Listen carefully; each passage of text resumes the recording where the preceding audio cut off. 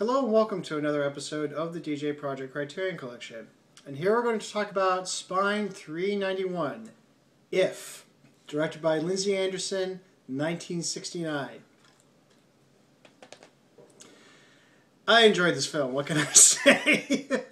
As one can. This is one of those nice occurrences where you can watch a fairly important cinematic title and still be entertained by all this. Well, first off, this was the film that led Stanley Kubrick to cast Malcolm McDowell to play Alex in A Clockwork Orange. And yes, that was the first reason why I wanted to get this film. In fact, there's a very famous anecdote, often told by McDowell.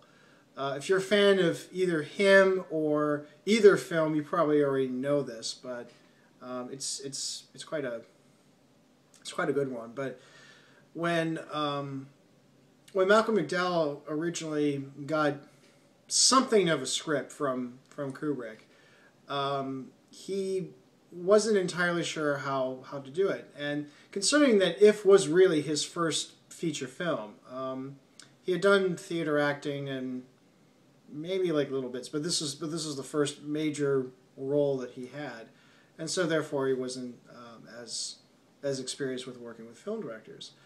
So he wasn't really unsure of how to do this, and he went to Lindsay Anderson and asked him, like, how should I play this? And he says, remember in If, in the scene when you're about to be beaten by the whips, and I'll sort of explain what that means a little bit later, but when you go into the gymnasium, you're about to be whipped, there's a certain smile that you give, or a certain look that you give. That is how you should play Alex. And if you've never seen it, and when you see that scene, you'll know, okay, that's just imagine that, and then just translate it over to the Korova milk bar, and there you go. So that's one of the reasons why I enjoy this. The other is,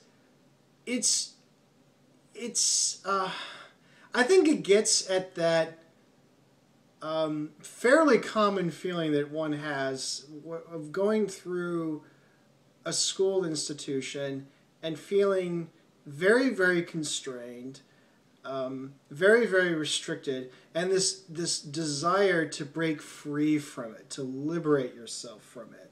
Yes, this is coming from somebody who does not consider himself to be countercultural. Or if I do consider myself to be countercultural, it's because the normal culture has a lot of problems and they suck. So I'm a different kind. So perhaps I'm a different kind of counterculture, but I'm certainly not I probably would not be considered a countercultural figure had I lived in the 1960s.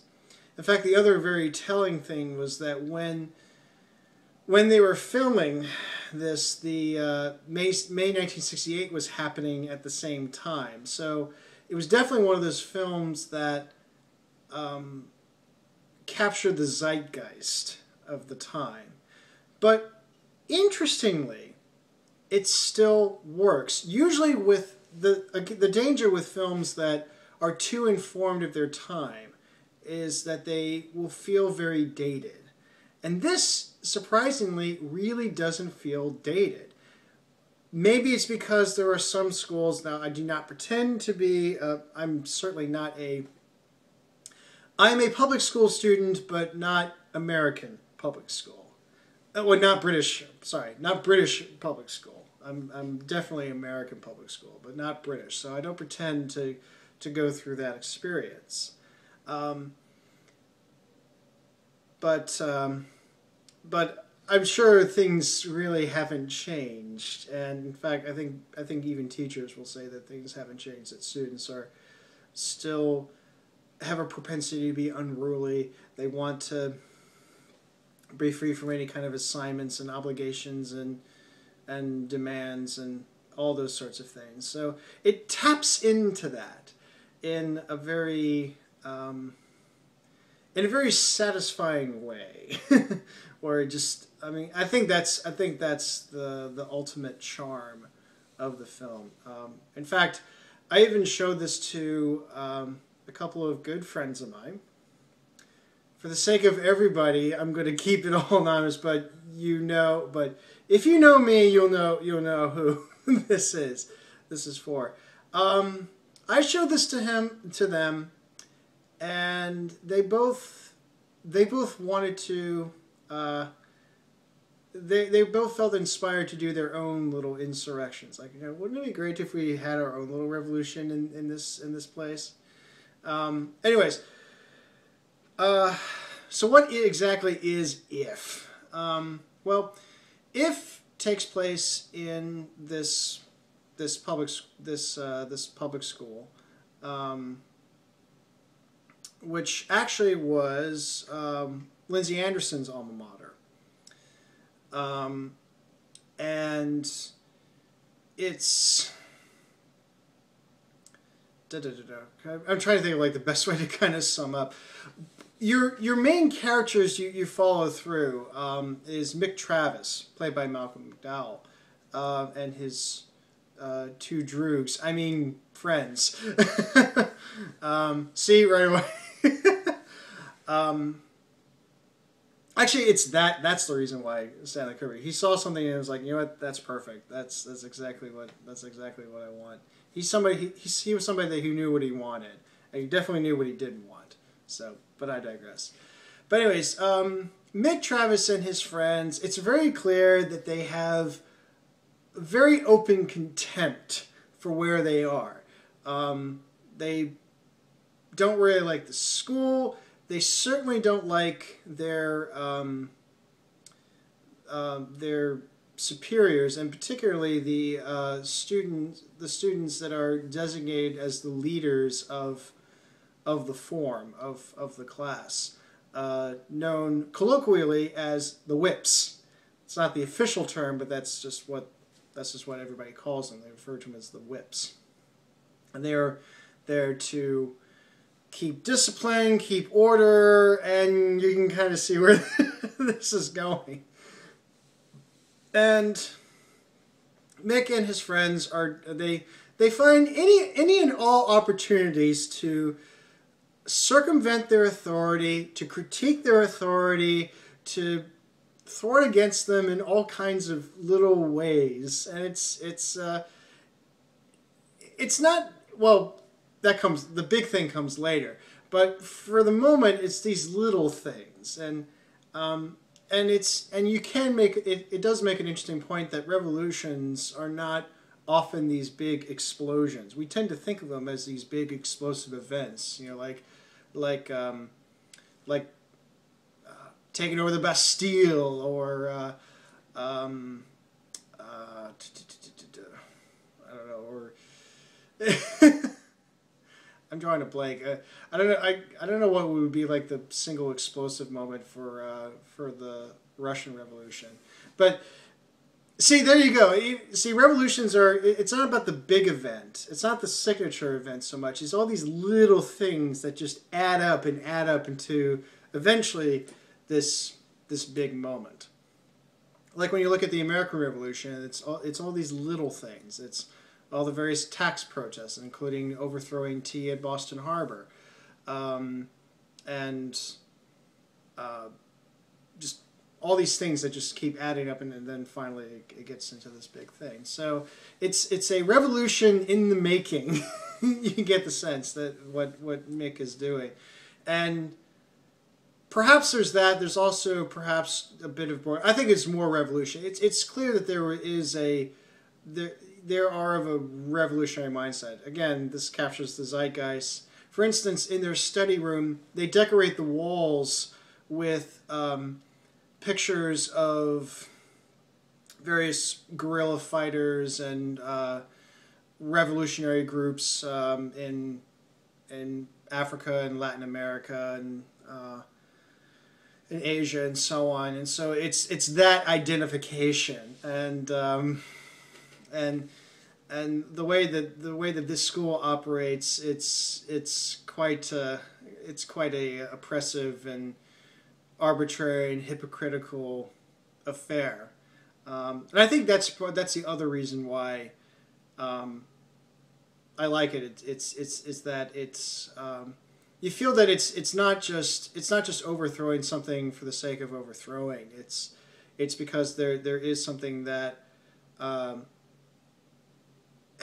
makes you think that it's for the good, but when you really get down to it, and when you really see it play out for what it is, it's not really for the best, and it's really more for its own interest rather than what it says it does. So, anyways, but this all culminates into this big thing, and this is actually what the film was best known for, is at the very end. And actually, throughout the film, there are these little sort of dreamlike, sort of surreal moments that are never entirely explained, or you're not entirely sure what it is. But I think it's just kind of there to be a little anarchic, but not in a kitsch way. I don't get that. I don't get that feeling at all. But the biggest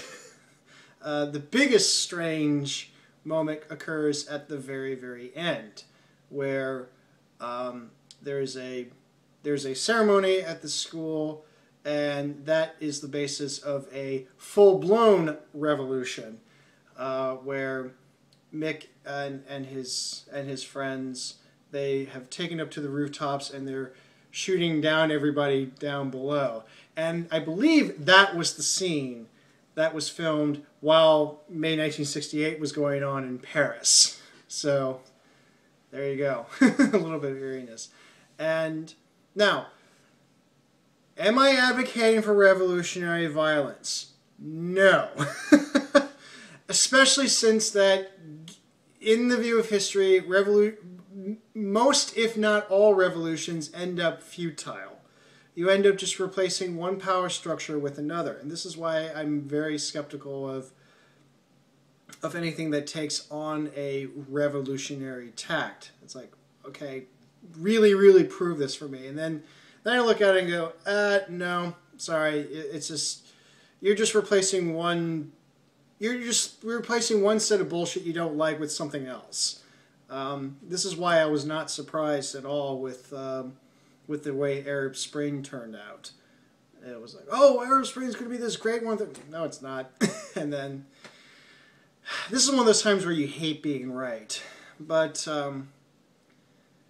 so no, I'm not advocating to shoot down the teachers. But I guess but at the same time, I can understand that feeling of wanting to purge out the bad, to take out the bad. In fact, this was something that Lindsay Anderson, this is what drove Lindsay Anderson to do what he did throughout his career. He was often accused as going against his country, and it's like, don't you really love it? And he did this out of genuine love for the country. It's just that he saw that there's some bad things that are perpetuated and they need to be addressed. And if showcase obviously if the film showcases that pretty well. In fact, something that I thought about in regards to the title. And the title is presented in a very, very particular way. It's a lowercase word, and there's 4 dots at the end. It's usually, sometimes it's shown as just an ellipsis at the end, but this is an ellipsis and a period. I think that's the justification. Either that, or he just wanted 4 periods, and he was very, very insistent on that. But in seeing the title "If," it makes me think of another work that has the title "If," and that's the Rudyard Kipling poem.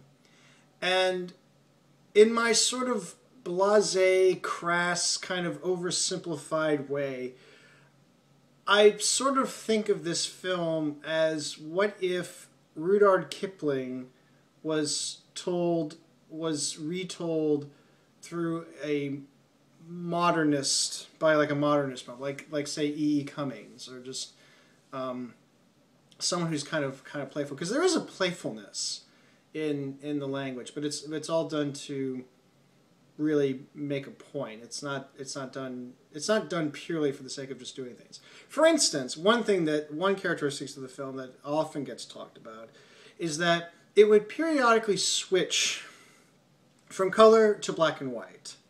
And there's been all kinds of things that have been said about why that was the case. The most famous one that was purported for the longest time was that they ran out of money and black and white film stock was cheaper, so they filmed it on that. That's not actually the case. The starting point of it was they had very little time to use the chapel. There are several scenes where it takes place in the chapel, and it would have been, actually, that's not the best. I think probably the best one I've heard was that in order to shoot the interior of the chapel and have it look good, it was easier to shoot it in black and white. I think there was also a time component as well, and I think maybe it has to do with the way you have to light it in order to get it to photograph well with the film stock that you have. So for the sake of convenience and expediency, it's much easier to shoot those scenes in black and white. Then this planted a seed in Lindsay Anderson's idea of like, oh, actually that looks pretty good. Maybe we should do some other scenes in black and white. So you go through the schedule. It's like, okay, what are we shooting the next day? I want to shoot that scene in black and white.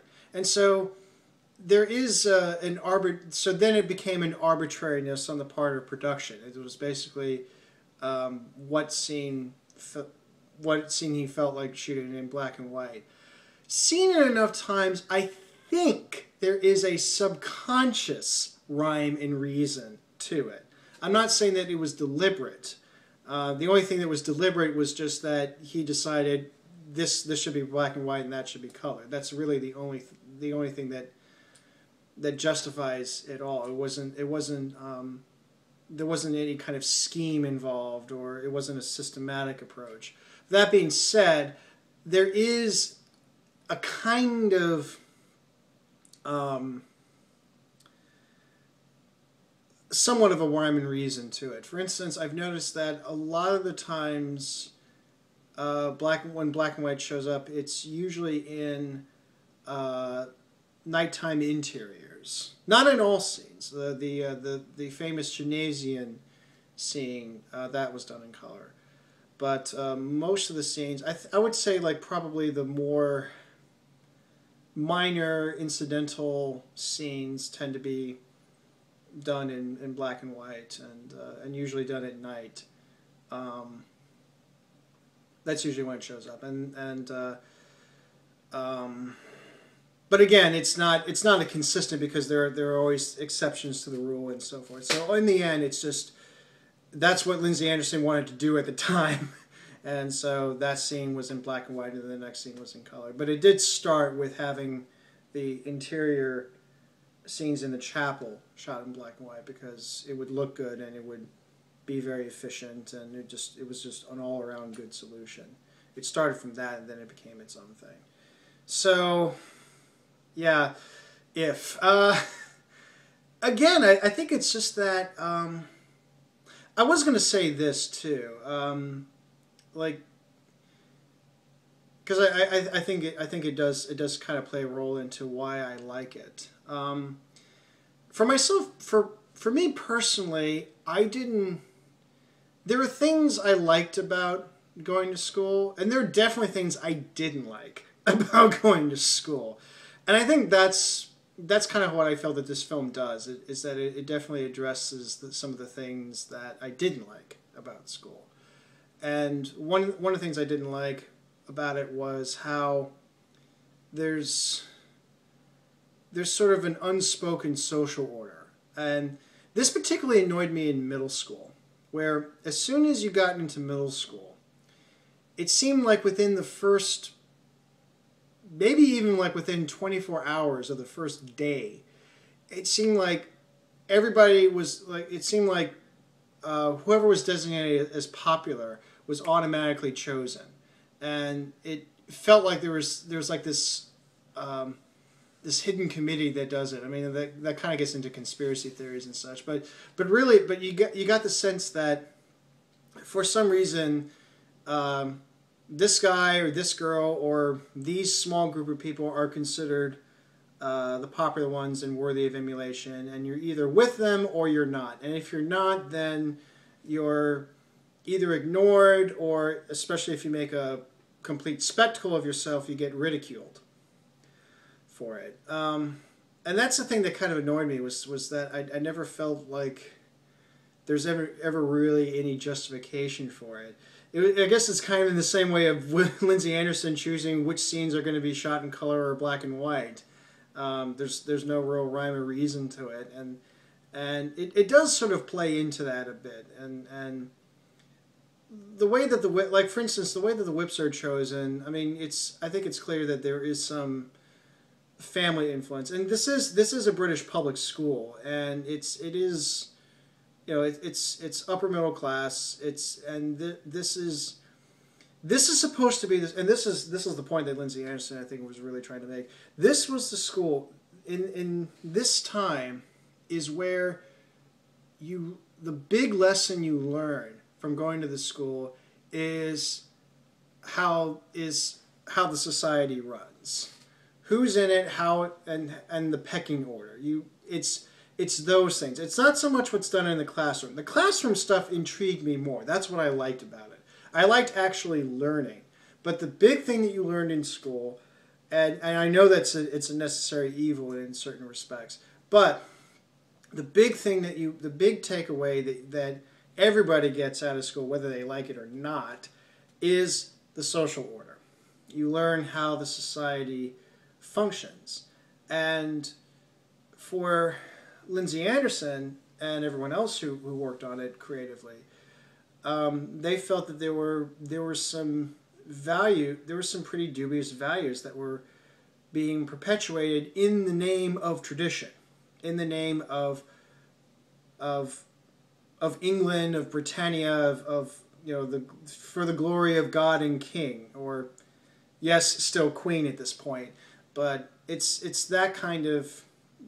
It's that kind of unquestioned allegiance to a tradition, and you end up compounding problems that's going to eventually explode, and that's where the revolutionary thing comes in. The revolution is more of a consequence of a society unchecked.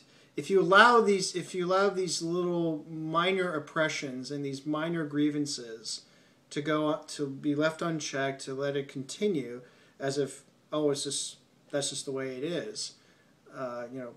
Pull yourself together, deal with it, man.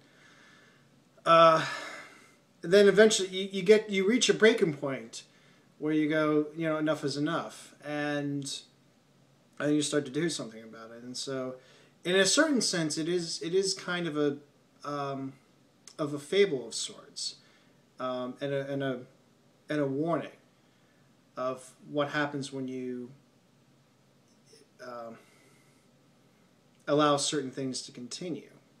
And so I think that's what makes it. That's another thing that gives it its charm. But again, I think in the end, it taps into that spirit of of feeling constricted and then wanting to break free. And I guess to kind of tie back to something I was starting to do about like my own school experiences. In addition to like the social order, I felt like I was if it was yes, I can talk. I felt I was being fashioned into something. I felt like I was going through a factory, or I was just being molded and shaped into something, and it was because for the greater good of the society. I didn't feel like I was a. Well, I mean, that's not entirely true. I mean, I think I definitely had good teachers and good experiences, but I also had this feeling that I was being shaped, or I was being put into a box. I don't like being put into a box. I think that's a lot of human beings. A lot of human beings don't like being put into boxes, and I think this is partly what fuels Mick Travis and his friends is they felt like they were being put into this box, and they are in this box. It's a British public school, and they felt like this is stupid, and this is where the resentment arises in the Whips is that they flaunt the system, they flaunt the order, and then the system responds. They still don't like it, and then they punch back harder. So, and by the way, this is why ultimately revolutions backfire, is because it's that cycle of violence where someone punches you, you don't like it, then you punch back, and then you end up becoming your worst enemy, and then someone else then you end up punching other people, and then they don't like it, and then you get overthrown, and it just never ends. It's this perpetual damnation, as it were. So, all of that being said, all of that expressed, I definitely enjoyed this film. I have a lot of, I don't know, I just find it very amusing. And maybe also it's a part Anglophile. I'm not a full-blown Anglophile, but there's a lot of things about the UK I like. There's a lot of things I like about other places too, but I don't know, it just for some reason in some strange, somewhat unexplained way, I'm just attracted to it. And again, it taps into that feeling of, when the hell am I going to get out of this place? I don't like being here. So, I didn't feel that way. And by the way, I did not feel that way in college. And the big difference is because I chose where I wanted to go. I knew where I wanted to go. And there is a big difference between going to a place willingly and going to a place out of compulsion. It's because it's there. And that is what makes the difference. And so, I guess technically they sort of kind of had a choice, but still, it's quite an impressive little box, as it were. But yeah, it's oh, actually, there's a few other minor details that amuses me.